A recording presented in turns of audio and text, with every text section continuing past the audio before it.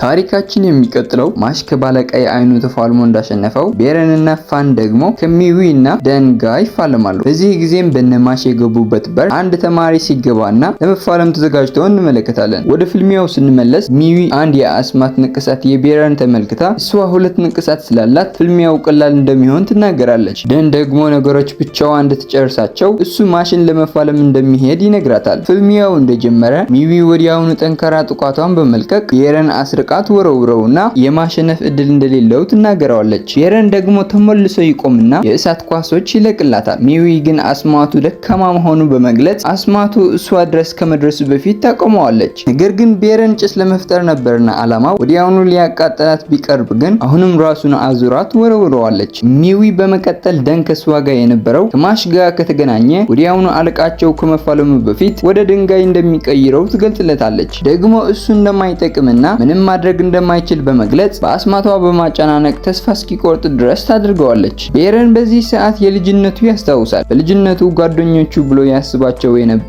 በጣም የሚያስጠላ አስማት እያሉ ሲያሾፉበት ነበርና ተናዶ ትልቅ እሳት ሲፈጥር ግን ልጆቹ ፈርተው ይሮጡ ነበር። በእነዚህ ጊዜያት እህቱ ነበር የምትረጋጋውና ኃይሉ ጓደኞቹን ለማገዝና ለጥሩ ነገር ሊጠቀምበት ካልሆነ የእሳት ንዴቱ በጣም ኃይለኛ ስለሆነ እንደማይቆጣጠረው ትናገረዋለች። በእነዚህ ጊዜ ቤረን ማሽን አስታውሶ ማሽ እንዴት እሱን ለመጠበቅ እንደቆመለት ያስታውሳል። በዚህም ይነቃና ካደረገችለት አስማት ወጥቶ ደካማው ጥቃቱን በቀላሉ ያቆመዋል። ይሄ ቤረን መቀየር ሳታገናዝበው ሚዊ ጓደኞቹን የሚነካ እንደማይወድ በመናገር ትላልቅ እሳቶች ይለቅላታል። ነገር ግን ሚዊ ፋን ይዛው ነበርና ሀሳቧ ወስዳ አሻንጉሊት ልትቀይረው ስለነበር እያወቀ ከመንቀሳቀስ ብቻ ያቆማታል። በዚህም ወዲያውኑ ጓደኞቹ እንድትመልስለት ካልሆነ እንደሚቀቅላት ይነግራታል። ነገር ግን በዚህ ሰዓት በፍጥነት ትልቅ በድንጋይ የተሰራ ፋን ሊወስደው ሲል ቤረን በፍጥነት ፋንን አድኖ እሱ ግን ይመታል። ይሄ ደግሞ በደን ነበርና የተደረገው። ሚዊ ደግሞ ሲመጣ ተመልክታው ስለዘገየች ይቅርታ ተጠይቀዋለች። ቤረን ደን ሲመለከተው እሳቱ ከደን ከሚፈጥራቸው ድንጋዮች ጋር ሲቃረን ጉዳት ስለሌለው እንዴት እንደሚጨርሰው ያስባል። ነገር ግን ደን ሳያስበው ትላልቅ እጆች ሲለቅለት ግን በተመሳሳይ ትላልቅ ጉራዴ መጥቶ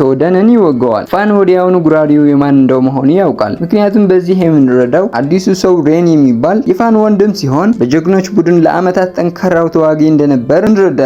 ደን ንቆት ደግሞ ቆሞ ሲመለከተው ወዲያውኑ የድንጋይ ጭንቅላት ይለቅለታል። ሬን ግን ሳይደናገጥ ለራሱ ትልቅ ጉራዴ በመጠቀም ወደ ሁለት ይከፍለውና ወዲያውኑ በሞቶዎች ጉራዴውን ደንን ያጠቀዋል። ደን ደግሞ በዚህ ተደናግጦ ፈርቶ እንዳይገድለው መለመን ይጀምራል። በአጋጣሚ አመጣጡና ወደ ፍልሚያው ቀጥታ በመግባቱ ቤረን በዚህ ጊዜ ይገርማል። ከመጀመሪያውስ አንድ ላይ ግሩፕ ከሆኑ ያስብና እንዴት የማይናገርና ዝምተኛ ሰዎች በመጨረሻ ጠንካራና የማይበገሩ እንደሚሆኑ ይገርመዋል። ሬን ደግሞ እነሱ እንዲሄዱና እነዚህ ቀባጣዎች በራሱ የእጃቸው እንደሚሰጣቸው ይነግራቸዋል። ሚዊ ይሄ ስማች ደግሞ ወዲያውኑ ከቦታው ትለቃለች። ከትንሽ ደቂቃ በኋላ ሬን ነገርየው ለመጨረስ ወደ ጥልቅ ብቻውን ይሄዳል። በዚህ ጊዜ የምንረዳው ሬን የተላከው ከያን ሲሆን ያን የላከው ደግሞ በትምህርቱ ውስጥ ከዜሮ ግንኙነት ያለው ተደብቆ እንዳለ ስላወቀ ነበር። ሬን ደግሞ ሰውየው እንደ ተማሪ በአስማት ተደብቆ እንዳለ እያሰበ በዚህ ጊዜ ማሽ ወደ ቦታው የቾኮሌት ዳቦ እየበላ ቀስ ብሎ ሲራመድ ነበር። ሬን ሲመለከተው የሆነ የአስማት ነገር ስላልተሰማው ግራ ይገባውና ነገር ግን የሚፈልገው ያለ ሰው እሱ ከሆነ ያስባል። ለማወቅ የአስማት መለኪያ በማውጣት የማሽን አስማት ይለካውና በተጨማሪም ትልቅ ጉራዴ ወደሱ ይለቅለታል። ማሽ ወዲያውኑ በአጥንቶቹ ሲያቆመው ወደ ኋላ ግን ይገፋል። አስማት ለኪዋ ስፓይደር ደግሞ የማሽ አስማት ዜሮ እንደሆነ ይነግረዋል። ነገር ግን ሬን ማሽ በአስማት ያዛባለት መስሎት ደግሞ ትናንሽ ጉራዴው ይለቅለታል። ማሽ ቢበዛበትም ሁሉን በማቀናጀት ግን ማቀመጫው ይሰራል። በዚህ ጊዜ ሬን የያን ንግግር በማስታወስ አንድ የተለየ ልጅ ያለ አስማት የሚፋለም እንዳለ የነገረው በማስታወስ ሬን ለማሽ ይቅርታ ይለዋል። ማሽ ግን ጠላትህን ሳታውቅ ትፋለማለህ በማለት ይቅርታው ይቀበለዋል። ለዚህም የተላከው ስራ ስላለው ትቶት ስለሚሄድ ስለ አንሪ አደገኛ ነገሮች የሰማው በመንገር ተሰናብቶት ይሄዳል። ሬን ማሽ ወንድሙን እንዳዳነው ያውቃልና ማሽ ደግሞ በመጨረሻ ኢልደር ያለበት ያገኘውና በሩን ለመክፈት ግን መግፋት ይሁን መሳብ ዳግም ይረሰዋል። ነገር ግን እንደሞከረ ወዲያውኑ ይከፈትለታል፣ ኃይል ማለት ነው። በውስጥም ኢልደር ነበርና ማሽ እዚያ የመጣው ሬዘር የሰዎች አስማት ማቆም የሚችለው አሸንፎ እንደሆነ ገብቶት ኢልደር የማሽ አስማት ለማየት ይጓጓል። ማሽ ደግሞ በኢልደር አስተያየት ተመልክቶ አስማት የሌለው እንደሆነ ያወቀ መስሎት ለደቃይቅ ፈርቶ ነበር። ኢልደር ያለ አባትና እናት ያደገ ሲሆን በዚህ ጊዜ ደግሞ ማሽ ከነሱ ጋር ተቀላቅሎ ደካሞች ሰዎች ደካሞች ከመፍጠር አንድ ላይ እንስራ ይለዋል። ማሽ ደግሞ የልጅነቱ አስታውሶ ገና ከልጅነቱ አስማት ባይኖረውም ለመጀመሪያ ጊዜ ተገልብጠው በእጁ ሲቆም አባቱ ለዚህ አሪፍ የቾኮሌት ዳቦ ይሸልመው ነበር። አባቱ የሚለው የነበረም አስማት ባይኖረውም ይወደው እንደነበር ይገልጽለት ነበር። በዚህም ማሽ ለኢልደር ኢልደር እንዳንተ አይነት መሆን አልፈልግም ይለዋል። በዚህ ጊዜ ሚዊ ወደዚያ ትመጣና ሬን ስላመለጠች በጣም ትደሰትና ነገር ግን በሩ ተሰብሮ ስታገኘው ግራ ትገባለች። በውስጥም ደግሞ ፍልሚያው ጀምሮ ኢልደር አሻንጉሊቶቹ ተጠቅሞ ማሽን ያጠቃው ነበር። ማሽ ደግሞ እያንዳንዱ አሻንጉሊት በእጁ የበጣጥሳቸው ነበርና የሆነ በአሲድ የተሰራ ነገር ግን ከነሱ ይወጣ ነበር። ኢልደር በዚህ ጥቃት ሲያሽቃበጥ ማሽ መፍትሄ የማያጣ ደግሞ አንዱ የአሻንጉሊቶቹ ጭንቅላት በመያዝ ሁሉን እንደመጫወቻ በአንድ ጊዜ ይበታትናቸዋል። ሚዊ ይሄ ሲፈጠር አይታ ተደንቃ ልትናገር ለራሱ አልቻለችም። ማሽ በመቀጠል ሊ ጓደኛው ሊመልስለት ይነግረዋል። ኢልደር ግን ማን እንደመሆኗ ለራሱ አላውቅም ይለውና ሌሎች አሻንጉሊቶች ይለቅለታል። ማሽ ሰባብረው ወደ ቦታቸው እንደወረወራቸው ኢልደር በዚህ ጊዜ ማሽ አሁን የላቀ እንደጠነከረ ይገባዋል። ማሽ ደግሞ ከተሸነፈ ሊ እንደሚያስረክበው በመንገር ፍልሚያው እንጀምር ሲለው ኢልደር በዚህ ጊዜ ማሽ የደበቀው ኃይል እንዳይኖር ይጠረጥራል። ለዚህም ኢልደር በአስማቱ ሰውነቱን በመቆጣጠር በእጆቹ በተደጋጋሚ እንዲመታ ያደርገዋል። ነገር ግን ማሽ ይሄ የሚያደርግበት ዘዴ ተረድቶ ሰውነቱን ከመንቀሳቀስ በማቆም የአስማቱ ገመድ ይበጣጥሳቸዋል። ኢልደር ደግሞ በተጨማሪ ፋን ጓደኛው ወደ አሻንጉሊት በመቀየር በድጋሚ በመሳሪያዎች ያጠቀዋል። ማሽ ደግሞ በቀላሉ ጥቃቱን እንደመለሰው ኢልደር ካሁን በኋላ የፋን ጥቃት ከመለሰ ሰውነቱን በታቱን እንደሚጥለው ይነግረዋል። ለዚህም ማሽ የጓደኞቹ ጥቃት ሳይከላከል ዝም ሲል ፋን ደጋግሞ ይመተዋል። በመጨረሻ ግን የፋን መሳሪያው እንደተሰበረ ማሽ በዚያ ጊዜ የሚፋለምበት የነበረው ኮይኑን ሲያስወጣ ኢልደር ደግሞ ማሽ ተስፋ የቆረጠ ይመስለዋል። ማሽ ግን ኮይኑ በአጥንቶቹ መጥቶ በተአምር ኢልደን ፋንን የሚቆጣጠርበት የነበረ ገመዶች ይቆራረጣቸውና ፋን ወደ ነበረበት ሲመለስ ኮይኗ ተመልሳ ወደ እጁ ትመለሳለች። ኢልደር ምን እንደተፈጠረ ስላልገባው ደግሞ ማሽ ኮይኗ እሱ እንዳልወደደችው ይነግረዋል። ኢልደር ደግሞ አልጨረስኩም በማለት ደግሞ ሰውነቱ መቆጣጠር ጀምሮ የሱ አስማት የሚቋቋም እንደሌለ ይናገራል። ማሽ በተመሳሳይ ተስፋ እንዳልቆረጠ በመናገር ገመዶቹ መንቀሳቀስ ቢከብደውም ጥንካሬው በእጁ የመቆጣጠር ገመዶቹን በመጉተት አጥንቶቹን እየሰባበረ ለጥቃት ይዘጋጅና ወዲያውኑ ወደፊቱ በመምጣት ግንባሩ ይለዋል። ነገር ግን ኢልደር በቦታው ወጥመድ ሰርቶ ነበርና ማሽን በቀጥታ ወደ አሻንጉሊት መቀየር ይጀምራል።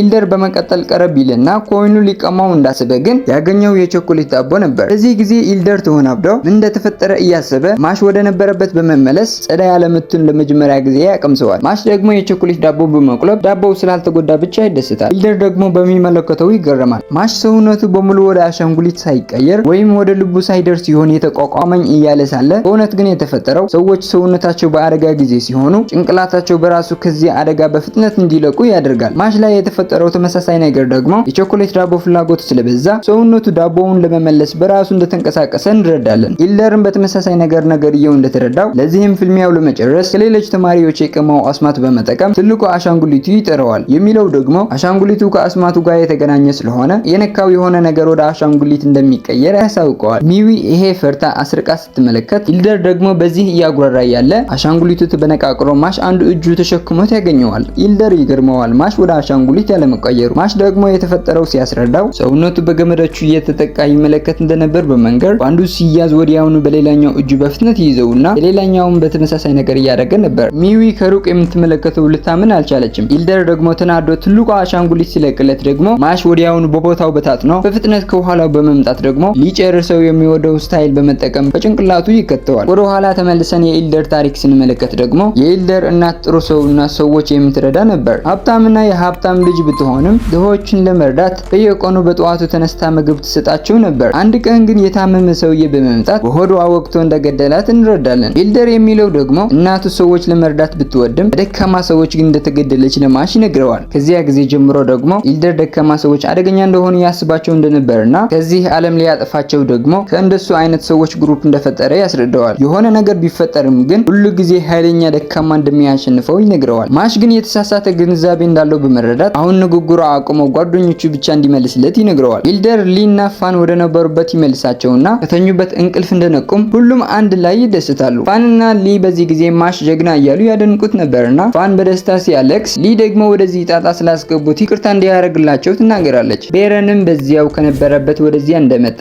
ሁሉም አንድ ላይ ደስታቸው ይጀምራሉ። ፋን ደግሞ ላም የት እንደሄደ ሲያስብ በሌላ ቦታ ላም እየተራመደ ወደ ሬን እየሄደ እንመለከታለን። ሬን ደግሞ እንዳየው ወዲያውኑ ያጠቀዋል። ላም ደግሞ በቀላል በመምለስ ሬንን ያስደንቀዋል። ሬን ስፓይደሩ አድርጎ አስማቱ እንደለካው ከተማሪ የሚበልጥ በላይ አስማት እንዳለው ይመለከታል። ነገር ግን የምንመለከተው ላም ሳይሆን የሚፈልገው የነበረ ከዜሮ የተባለ ወንጀለኛ ሰው ግንኙነት ያለው ነበር። ሰውየው በዚህ ጊዜ በሬን ይደነቃል፣ ደባቂ አስማቱ ስላወቀው። ሰውየው ደግሞ አሁን የተላከው ስራ እንደነበረው ይገልጽለታል። ነገር ግን ስላልተሳካለት የመግደል ትዕዛዝ እንደተሰጠው ይነግረውና ከዚያ ይሸሻል። ሬን ሊያቆመው ቢያስብ ግን ሌላ ሰው እንዲጨርሰው ትቶለት ነበር። በሌላ ቦታ በነማሽ ቤት ደግሞ ባርና ሮሻ እየጠጡ ማሽ በትምህርቱ እንዴት እየሄደለት እንደሆነ እየተወያዩ ነበር። አሁን እነሱ የሚመኙት ደግሞ ማንም የሱ ኃይል እንዳያገኘው ነበር። ሮ ደግሞ ባር ቁጭ ማለት አብዝቶ አይቶት ስራ የለም እንዴ ሲለው ባር ደግሞ የእረፍት ጊዜው እንደሆነ ይገልጽለታል። ወደ ነማሽ ስንመለስ ተደስተው እስካሁን ድረስ ደስታቸው እያከበሩ ነበር። ኢልደር ለራሱ እስኪገርመውና እስከ መቼ ነው የሚያከብሩት እስኪል ድረስ ማሽ ደግሞ አንዴ ብሎ ይወጣና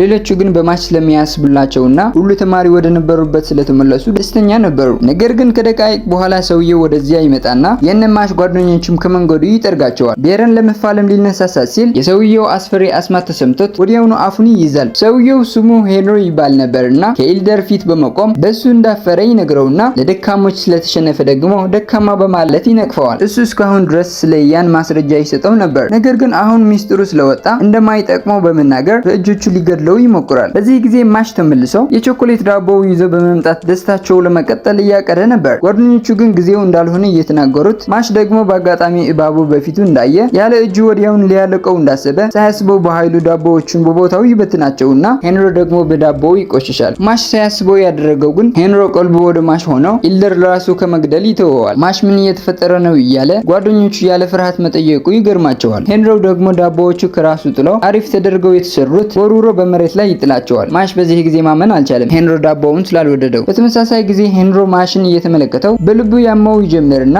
የሚፈልገው የነበረ ሰው ማሽ ይሆን እያለ ያስባል። በመጀመሪያ ኢልደር ሊጨርሰው ያስብና ነገር ግን ማሽ ሊያቆመው ሲያስብ ሬዘር ቀድሞ ይመጣና ከፊቱ ይቆማል። በዚህ ጊዜ ሄንሮ ሬዘር እንደካደው እንደገባው በሆነ ምክንያት ግን ሄንሮ ጥቃቱን ያቆመዋል። በዚህ ጊዜ ሬዘር ለማሽ ይቅርታው ይገልጽለታል። ምክንያቱም ከአሁን በኋላ ከሱ ጋር የቾኮሌት ዳቦ ስለማይበላ እንደገባው። ማሽ ደግሞ ወደዚያ በመምጣት ሊያረጋገው ይሞክርና ሄንሮ ደግሞ ለምን እንደቆመ ለራሱ አልገባውም ነበር። ነገር ግን የተፈጠረው ማሽ ድንጋዩን በመወርወር ሰውነቱ ከመንቀሳቀስ አቁማት ነበር። ማሽ ሄንሮ ይሄንን እንደገባው ሲረዳ በንዴት ወደሱ በመዘጋጀት መሬቱን በእግሩ እንደመታው ተመልሶ እንደ ኳስ ድንጋዮች ወደ ሄንሮ ይመተዋል። ነገር ግን ሄንሮ ድንጋዩ በመቁለብ በምላሱ ይቀምሰዋል። ማሽ ሰውየው ምን እያደረገ ነው እያለ ሄንሮ ደግሞ አሁኑኑ በ30 ደቂቃ ውስጥ ሊያድናቸው አስማቱ ካልተጠቀመ እንደሚገድለውና በዚያው ማሽ የሚያሳንሱ ቃሎች በመንገር ጥቁር የተሸሉ ክርስቲያኖች ይለቅለታል። ማሽ ደግሞ በሰከንዶች እንደተዳረጋቸው ሄንሮ ጥቃቱ ቀላል እንደነበረ በመግለጽ እነሱ የጠነከረ በመልቀቅ ማሽን ጥጉ ያስይዘዋል። ማሽ ግን ተመልሶ በተቻለው ፍጥነት ሁሉን እየሰበረ ሁለቱን ደግሞ እየተከላከለላቸው ነበር። ሄንሮ ግን አብዝቶ መልቀቅ ይጀምርና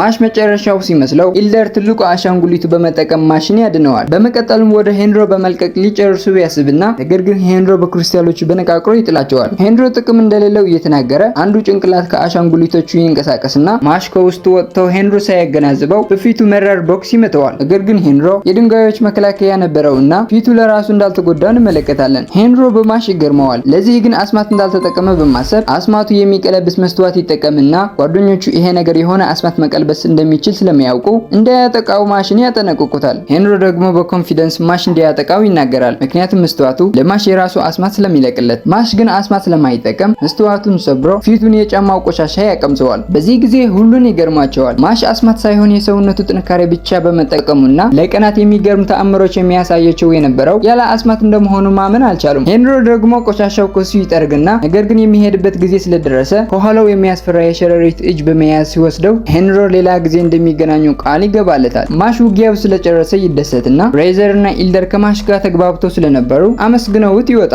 ማሽ ወደ ጓደኞቹ ሲመለስ ደግሞ ጓደኞቹ እነዚህ ነገሮች ያለ አስማት እንደሚያደርጋቸው እስካሁን ድረስ እንዳላወቁና በትምህርቱ ይሄ ካወቀ ምን እንደሚያደርግ ሲጠይቁት ማሽ ደግሞ እነሱን ለማስረዳት ከየት እንደሚጀምር ግራ እንደገባው ክፍል 5 ታሪካችን ያበቃል። እሺ ሰዎች የምንሰራው ከወደዳችሁት ቪዲዮውን ላይክ፣ በኮሜንት ላይ ደግሞ አስተያየታችሁን ጻፉልን። ይመቻችሁ።